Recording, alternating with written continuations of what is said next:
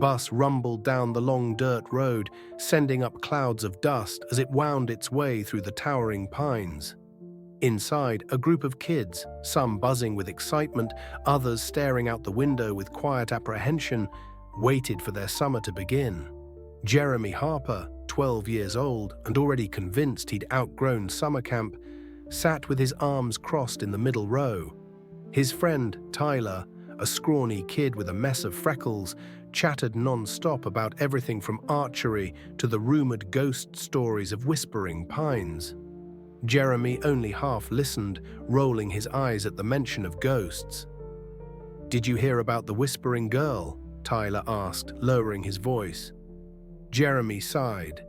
"It's just a dumb campfire story. They make that stuff up to freak people out." "But my cousin came here last year," Tyler insisted. "He said that if you listen really closely at night, you can hear a girl whispering your name." Jeremy snorted. "Yeah, sure." The bus came to a stop in a clearing, and before them, Whispering Pines summer camp sprawled out like something from a postcard. A large wooden lodge stood at the center, flanked by rows of rustic cabins. The lake shimmered in the afternoon sun, reflecting the deep green of the surrounding forest. A handful of counselors in bright yellow shirts waved them in with exaggerated enthusiasm. "Welcome to Whispering Pines," called Mr. Holloway, the camp director. He was a tall man with silvering hair and a broad smile. "I hope you're all ready for an unforgettable summer." The campers spilled out of the bus, lugging their bags and racing toward their assigned cabins. Jeremy found himself in cabin 8, along with Tyler and a few other boys his age. Their counselor, a lanky college student named Matt, introduced himself and laid down the ground rules. No sneaking out at night, no food in the cabins, and always stay with a buddy. Simple enough. The first day passed in a blur of activity: swimming in the lake, orientation games, and a camp-wide scavenger hunt. Jeremy allowed himself to enjoy it, despite his initial reluctance. Maybe camp wasn't so bad. As the sun dipped below the treetops, the campers gathered around a roaring bonfire. The air smelled of pine and burning wood, and the night hummed with the sound of crickets and distant owls. Marshmallows roasted on sticks, laughter, and for a while, everything was perfect. Then came the ghost stories. "All right, campers," Mr. Holloway said, stepping forward with a theatrical grin. "Who's ready for a little Whispering Pines tradition?" A cheer went up, though some kids groaned, knowing what was coming. "The legend of the Whispering Girl," Holloway continued, letting his voice drop to a hushed tone. "A long time ago, before this was a camp, there was a family that lived by the lake. The daughter, Eleanor, loved the woods. But one night, she wandered too far and got lost. They searched for days, but she was never found. Some say if you walk too close to the lake at night, you can still hear her whispering, calling out for someone to help her." The fire crackled. Some kids shivered. Jeremy rolled his eyes. "Puffed. It's just a story," he muttered to Tyler. Tyler didn't look convinced. "My cousin said he heard her." Matt, their counselor, clapped his hands. "All right, let's not scare ourselves too much on the first night. Everyone finish up your s'mores and head back to the cabins." The boys trudged back, their flashlights bobbing in the dark. Inside cabin 8, the lantern cast flickering shadows on the wooden walls as they changed into their pajamas. Tyler sat cross-legged on his bunk, looking uneasy. Jeremy smirked, still thinking about the Whispering Girl. "No," Tyler said quickly, but his voice lacked conviction. Jeremy clicked off the lantern, plunging the cabin into darkness. "Good night, ghost boy." A few murmured goodnights followed, then silence. Outside, the wind rustled through the trees, making the branches creak like old bones. Somewhere in the distance, the lake lapped softly against the shore. Jeremy lay awake for a while, staring at the ceiling. He wasn't scared, but there was something about the woods at night. something that made him uneasy. Maybe it was just the story getting to him. He shut his eyes, determined to sleep. Then he heard it. A whisper. Faint, distant, carried on the wind. He opened his eyes, heart hammering. Had he imagined it? He held his breath, listening. Nothing, just the usual night sounds. Jeremy let out a slow exhale and turned over. In the bunk below, Tyler shifted, muttering in his sleep. Jeremy closed his eyes again. He didn't see the shadow that passed by the window, and he didn't hear the whisper that called his name. The morning started like any other at Whispering Pines. The sun cast golden streaks through the trees, and the smell of bacon and scrambled eggs drifted from the camp shelter building. Campers groggily climbed out of their bunks, rubbing sleep from their eyes as they pulled on clothes for the day's activities. Jeremy stretched and yawned. His sleep had been restless, but he told himself it was just the new environment.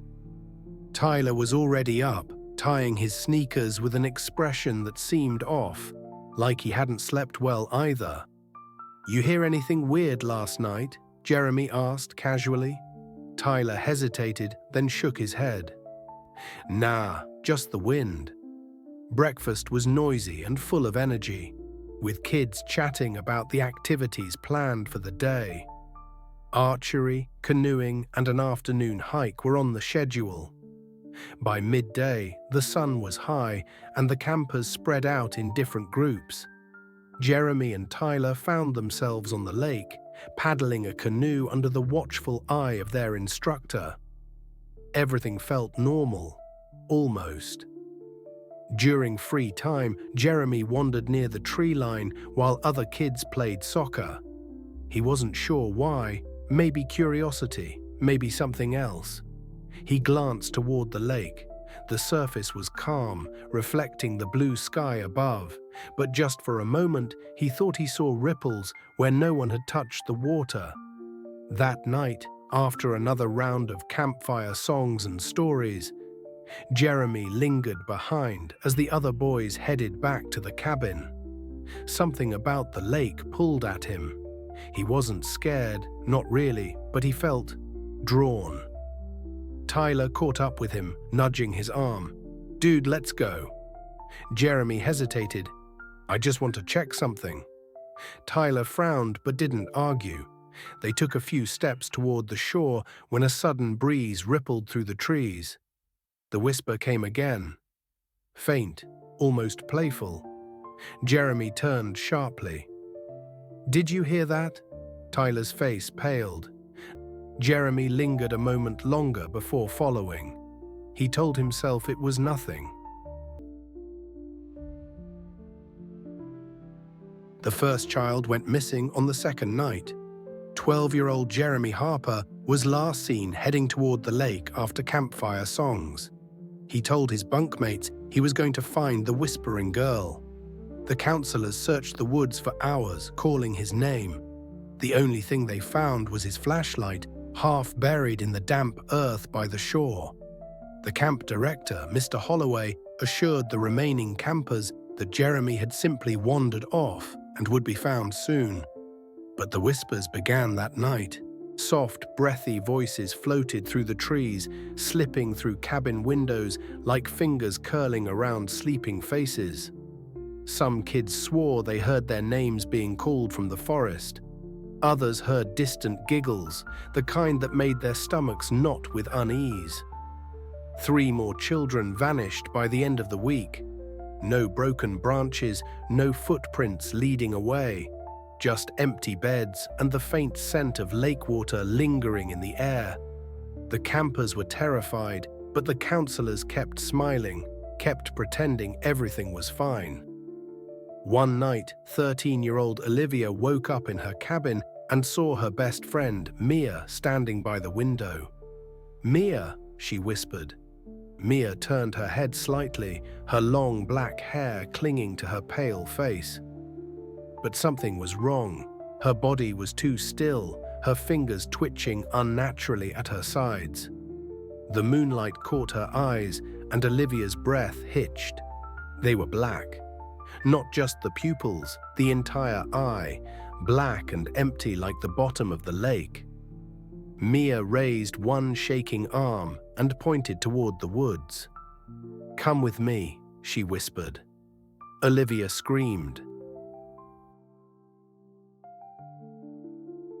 By the time the counselors arrived, Mia was gone. Panic spread through Whispering Pines like wildfire. The counselors combed the area, calling Mia's name, their flashlights cutting through the darkness. Some of the older campers joined the search, their voices trembling as they shouted for her. But the forest remained silent. Mr. Holloway took charge, rallying the staff and organizing a formal search. They checked the cabins, the mess hall, the docks, everywhere a child might hide. But Mia wasn't hiding. She was simply gone. The next morning, police arrived. They questioned the campers and staff, searching for any clue. They brought tracking dogs that sniffed around the cabins and along the lake. The dogs caught a scent and led officers deep into the forest, past the trails and into the untouched parts of the woods. But the scent vanished near a small clearing, a place where the ground was covered in soft moss and the trees stood in a perfect circle. The search party found nothing but silence. The next morning, Mr. Holloway made the announcement. The camp was shutting down. All remaining children would be sent home immediately. Parents arrived in droves, their faces pale with worry, ushering their children into cars and refusing to listen when the staff tried to offer explanations. Mia, Ben, Tyler, and more. Too many.